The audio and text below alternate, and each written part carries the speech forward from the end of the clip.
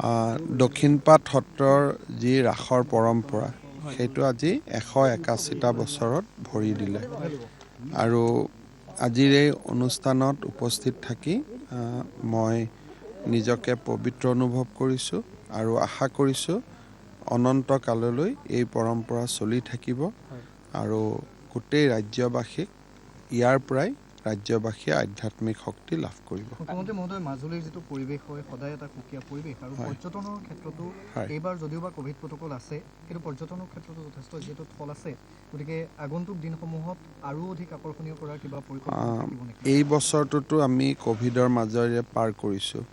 কেইদিনমান আগলৈকে ভবাও নাছিলোঁ যে আমি ৰাস পাতিব পাৰিম, কিন্তু এটা পৰিৱেশ হ'ল, সকলোৱে ভেকচিন ল'লে, ৰাস পাতিব পৰা অৱস্থাত হ'ল।